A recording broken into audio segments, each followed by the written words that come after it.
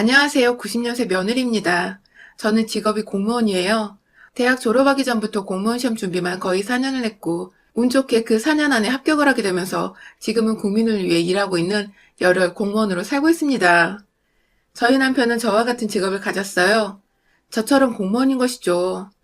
남편은 저보다 2년 늦게 합격을 한 바람에 아직도 신입티를 제대로 벗지 못한 새내기 공무원이지만 부부가 함께 같은 직업을 가지고 살아가고 있습니다. 이대로 쭉 일할 수 있을 때까지 열심히 일을 하다가 나이 들어서는 연금을 따박따박 받으면서 나름 안정적으로 살 수 있다는 생각에 사실 노후 걱정은 따로 없는 편이고요. 그런 점이 좋아서 남편이 공무원 시험 준비하는 중에도 끝까지 기다려줬고 결국 합격증을 받아냈을 때에도 그 누구보다 남편의 성과를 기뻐했었답니다. 남편도 자신을 끝까지 믿고 기다려준 저에게 무척이나 고마워했고 저희는 서로에게 의리를 지키자는 신념 하나로 곧장 결혼까지 순차적으로 진행을 했죠. 저와 남편이 처음 만난 건 바로 공무원 시험을 준비하던 노량진에서였습니다. 무지하게 추운 겨울이었는데 새벽부터 학원에서 좋은 자리를 맡으려고 줄을 서서 기다리고 있었는데 뒤에서 웬 새까만 패딩에 새까만 모자를 눌러쓴 남자가 자기 줄 좀 맡아달라고 부탁을 하더라고요. 뭐 갑자기 화장실이 급해서 저러나 싶어 알겠다고 하긴 했는데 한참을 지나도 돌아오지 않던 남자. 글쎄 나중에 보니까 배가 고팠는지 편의점까지 뛰어가서는 급하게 라면을 먹고 나왔나 보더라고요. 입 근처에 미쳐 닦이지도 않는 라면 국물과 함께 돌아와서는 저한테 고맙다고 인사를 하면서 풍기는 라면 냄새. 평소 같았으면 얼마나 배가 고팠길래 일이 서둘렀으려나 싶어서 안쓰러워했을 텐데 그땐 신기하게 이 사람을 막 욕해주고 싶더라고요. 나도 일찍 일어나서 아침도 제대로 못 먹고 새벽부터 줄을 서며 추위에 떨고 있는데 지 혼자서 라면을 먹고 와서는 삼각김밥 하나조차 감사하다고 건네주질 않았다며 속으로 무지하게 궁시렁궁시렁 거렸었네요. 그렇게 다소 껄끄러웠던 남편과의 첫 만남을 뒤로 저희는 새벽에 학원 앞에서 줄을 서며 꽤나 자주 부딪혔습니다. 그 후로도 남편은 몇 번이고 더 저한테 자신의 자리를 맡아달라는 말을 남기곤 혼자 편의점에 가서 아침 식사를 해결하고 왔고요. 급기야 나중이 되어서는 제가 왜 이렇게 이 사람의 자리 맞는 일을 도와줘야 할까 싶어서 모른 척을 하려고 안 쓰던 모자까지 푹 눌러쓰고는 새벽에 학원으로 나섰죠. 그 때문이었는지 남편은 실제로 며칠 동안 절 찾지 못했었고 대충 보아하니 그 바람에 아침을 못 먹고 학원으로 들어가는 듯 했어요. 그러다 한 번은 남편이 바로 제 앞자리에 앉게 되었는데 오전 내내 배에서 꼬르륵거리는 소리를 내더라고요. 뒤에서까지 그 소리가 들리는 바람에 제 주변 학생들도 모두 남편의 뱃소리가 거슬렸는지 한두 명 정도 헛기침 소리를 내었고 급기야 선생님께서도 수업을 하다 말고 그 소리를 들으시곤 아침을 먹고 다니라고 그러다 쓰러진다며 애들로 안쓰러운 마음을 표현하셨죠. 이런저런 주변 상황을 겪으며 남편은 부끄러운지 괜히 고개를 들지 못한 채 수업을 받았고 그런 남편을 뒤에서 지켜보며 전 괜히 미안하고 또 걱정이 되었습니다. 연민도 느껴졌고요. 그렇게 전 다음날 다시 남편에게 얼굴을 보이며 남편이 아침을 먹고 올 수 있도록 배려를 해주었고 남편은 다시 나타난 제가 반가웠던지 처음으로 편의점 맥반석 달걀 하나를 사주더군요. 자리를 맡아줘서 고맙다고 말입니다. 그게 저희가 처음 서로에게 호감을 느낀 날이었고 그 후보다 가까워진 저희는 수험생이었음에도 불구하고 간도 크게 연애란 걸 해보게 되었답니다. 여러 번 각자 공부를 하며 스트레스가 많았어서 연애의 고비도 찾아왔었어요. 평범한 커플들처럼 저희도 연락을 왜 안 하냐 사소한 문제부터 시작해서 매일같이 같은 장소에 부딪히는 따분한 연애에 지루함을 느껴 서로에게 피곤해하기도 했죠. 그간 쌓였던 공부 스트레스를 서로에게 소리 지르며 미친 듯이 풀었던 적도 있었고 그러다가 두어 번 헤어졌던 적도 있었습니다. 하지만 그런 이별을 하고 나서도 남편은 언제나 제게 다시 다가와 줬어요. 자신이 너무 예민하고 민감했다며 잘못했다고 먼저 사과를 하고 자기 옆에 있어달라는 남편의 태도는 늘 제 마음을 흔들었고 결국 저도 그놈의 정이 뭔지 다시 남편과 교제를 하면서 기다리고 또 기다리다 결국 지금 결혼을 하게 된 것이죠. 서로 아무것도 아니었던 수험생 시절부터 시작해서 겨우 사회인으로 발을 디딘 사회초년 때에 결혼하고 나니 솔직히 저희도 사실 그리 여유가 있는 편은 아니었습니다. 제가 아무리 먼저 공무원 생활을 시작했다고는 한들 공무원 월급이 쥐뿔만 하니 그리 큰 돈을 모아놓은 여유가 되지 않았었고 남편은 더더욱이었죠. 게다가 저희 둘 다 아직 학자금 대출을 미처 갚지도 못한 상황이었기 때문에 월급이 돌아와도 오히려 늘 마이너스였습니다. 때문에 결혼을 할 때에는 누가 누구에게 더 기대고 할 것 없이 딱 반반으로 준비를 했고요. 집이며 가전제품이나 살림살이 그리고 식 올릴 때 필요한 비용까지도 모두 정확히 반반으로 나눴어요. 예물에다는 사치인 것 같아서 진작부터 생략하기로 둘이서 결정을 했고 부모님께 거의 도움을 받지 않기로 하고 시작한 결혼 준비였다 보니 대부분의 것들을 최소한으로 저렴하게 준비를 했습니다. 그런데 지금도 그때 생각을 하면 욕이 나오는데요. 결혼 준비를 하는 모양새가 저희 시어머니께는 무지하게 엉망으로 보였었던 것 같아요. 하나부터 열까지 모든 게 마음에 들지 않는다고 태클을 거시더라고요. 사실 남편과 연애를 할 때에는 서로가 시험 준비를 했었다 보니 주변 가족들을 만나고 인사드리는 여유를 제대로 갖출 수가 없었습니다. 그래서 연애하는 동안은 제가 시어머님을 단 한 번도 뵌 적이 없었어요. 제가 먼저 합격을 하고 남편이 수험생활을 하던 때에 제가 물질적으로도 남편에게 조금씩 도움을 주었는데 그에 대해 알고 있으면서도 어머님은 제게 고맙다는 인사를 한 번 하질 않으셨어요. 거기까지는 다 이해를 합니다. 저도 누군가에게 인사를 받고자 한 선행이 아니었고 단지 제가 사랑하는 남자가 시험에 합격하기만을 바랬었던 마음이었으니까 시어머니의 인정이나 인사는 전혀 필요가 없었어요. 그런데 남편이 시험에 합격을 하고 난 그 다음날 생전 처음으로 시어머니께서 제게 전화를 하셨어요. 모르는 번호로 전화가 와서 누구냐고 받았더니 네가 걔냐면서 지금 당장 만나고 싶다고 절 집으로까지 부르더라고요. 그때 전 남편의 집도 처음 가본 곳이었어요. 저를 불러내고는 정말 희한한 말씀을 하셨던 시어머니. 글쎄 저보고 앞으로 남편한테는 좋은 선자리가 계속 들어올 테니 앞길 막지 말고 헤어지라고 하시더라고요. 그동안은 아들이 시험 준비를 하니까 충격을 받을까봐 상황 정리를 안 했던 건데 이젠 눈치껏 알아서 빠지라고. 그 소리를 눈 하나 깜빡 안고 하시는데 진짜 기가 막히고 황당해서 말이 안 나왔어요. 제가 이런 말까지 안 드리려 했는데 전 7급이고 남편은 9급에 합격한 거거든요.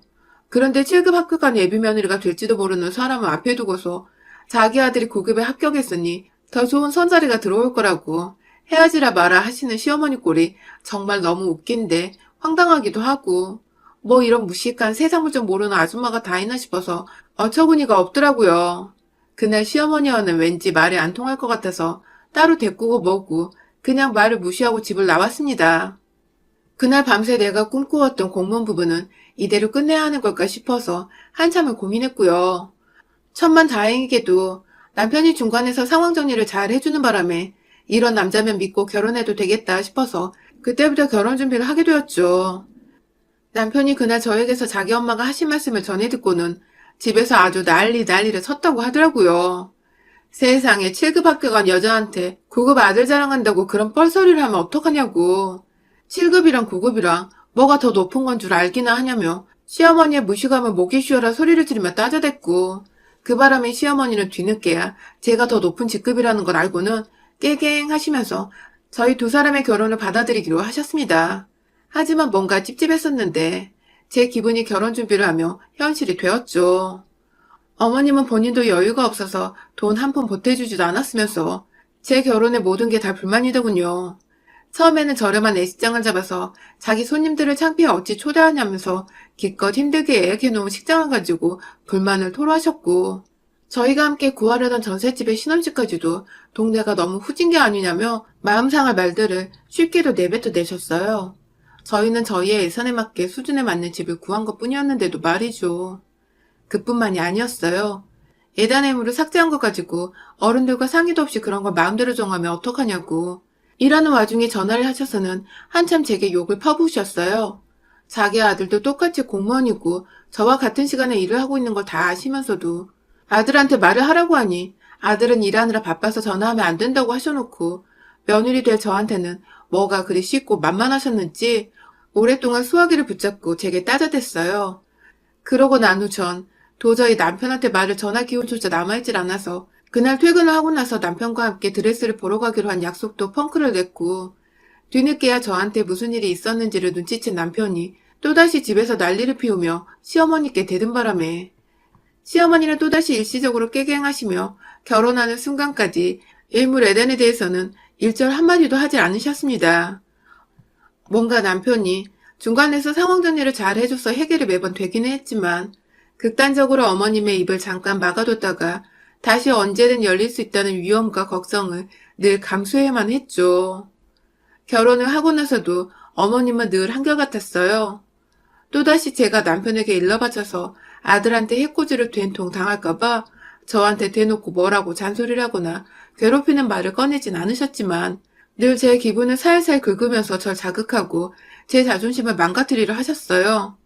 비록 급수는 제가 더 높지만 자기 아들의 인물이 더 반반하고 자기 아들의 인품이 더 좋아서 언제든지 이 아이는 좋은 사람을 만날 수 있었다면서 절 며느리로 삼은 것이 후회가 된다는 소리를 꼭 주변에 자기 친구분들께 늘어놓더라고요. 친구분들뿐만 아니라 시댁 친인척이 모여있을 때에도 꼭 그런 소리를 남편이 없을 때 꺼내곤 했어요. 그러면 전 거기다 무슨 반박을 해야 할지 모르겠어서 늘 듣고만 있었고 친척들은 제 눈치를 살살 보며 저만큼이나 분위기를 민망해했고 뒤늦게 온 남편은 그 소리를 듣지 못했으니 딱히 화낼 것도 없었고요. 그러다 결국 어머님은 그 소원을 이뤄내셨습니다. 얼마 전에 있었던 일인데요. 어머님께서 김장을 해야 한다며 저를 한 달 전부터 그렇게 오라오라 하셨어요. 요즘 코로나로 너무 일이 바쁘고 해서 도통 시간이 안 났을 뿐만 아니라 시국이 이러하니 김장을 하러 모이는 것 자체가 저한테는 솔직히 너무 큰 부담이었는데 무슨 일이 있어도 올해 김장을 해야 한다고 끝내 남편에게까지 저를 집에 보내라고 미친 듯 닥달을 하셔서는 제가 어쩔 수 없이 먼저 남편에게 괜찮다고 하고는 함께 시댁에 찾아가기로 했죠. 시어머니는 재료 준비를 하나도 하지 않으셨고 저한테 미리 장을 보라고까지 주문을 하시는 바람에 제가 전날부터 퇴근을 하자마자 작정하고 김장 재료들을 준비해서는 다음날 차를 끌고 시댁에 갔어요. 시댁에 가니 어머님은 제가 남편을 데려올 줄을 몰랐던지 남편을 보자마자 넌 여길 왜 왔냐며 화를 내시더라고요. 자기 아들이 김장 담그는 고생을 할 게 뻔하니까 미리부터 걱정이 되어 아들을 돌려보내고 싶었던 시어머니의 속마음이었겠죠. 그 모습을 보니 더 화딱지가 나서 남편을 옆에 꼭 붙여두곤 거실 한가운데에 김장을 할 자리를 폈습니다. 신문지를 잔뜩 깔고 그 위에 배추부터 물에 절여놓곤 기다리는 시간 동안 이것저것 재료를 손질하고 나중에 같이 먹을 수육을 만들고 했죠. 남편은 혹여나 제가 힘들까봐 계속해서 제 옆을 어슬렁거리며 따라 도와줬고 시어머님은 그게 내내 불편하고 열받으셨는지 지속적으로 한숨을 쉬셨어요. 그런데 김치를 만들다 말고 시어머니께서 절 갑자기 부엌 구석으로 부르시더라고요. 정신없던 와중에 어머님의 부름을 따라 들어가니 어머님은 팔짱을 낀 채로 저를 노려보다 또 한숨을 크게 쉬시고는 귓속말을 하셨어요. 남편을 집으로 보내라고 말이죠. 이해가 가질 않았습니다. 일거리가 잔뜩 남아있는데 남편을 집에 보내면 시어머니와 저 단둘이서 이걸 다 해야 한다는 소리인데 전 도저히 이 김장을 다 할 자신이 없었거든요. 그래서 어머님께 사실대로 말씀드렸어요. 전 이 김장을 어머님과 둘이서 다 끝낼 수 없으니 남편이 필요할 것 같다고 말이죠. 그러자 어머님은 제 말에 헛웃음을 지으시며 맞아 대답을 하시더라고요. 누가 이걸 너랑 둘이서 한대? 너 혼자 하는 거야.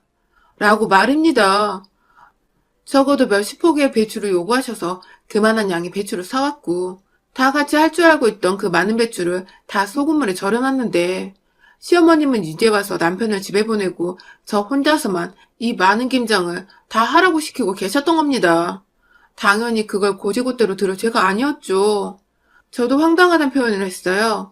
요즘 그렇게 김장을 혼자 하며 고생하고 사는 며느리가 어딨냐며 제가 화가 난 바람에 목소리가 자연스럽게 높아져 버렸는데요. 그 바람에 거실에 있던 남편이 듣고 부엌으로 달려왔어요. 그리 넓은 집도 아닌데 켜놓은 TV 소리 때문에 뒤늦게야 높아진 제 목소리로 남편의 눈치를 챈 것이었죠. 남편이 무슨 일이냐고 물어보는데 시어머니는 다른 말을 하더라고요. 갑자기 제 욕을 말입니다. 시어머니 말이 고분고분 듣는 꼴을 못 봤다고. 이런 애를 며느리 삼자고 내가 널 지금까지 잘 키워온 게 아닌데 라며 말끝을 흐리시더니 이내 저와 남편을 번갈아 쳐다보며 말씀하셨어요. 내 아들이 니년을 만난 후로 계속 이렇게 하얀 곡선을 찍고 있어. 라고 말입니다. 정말 결혼 후에 처음 듣는 소리였습니다.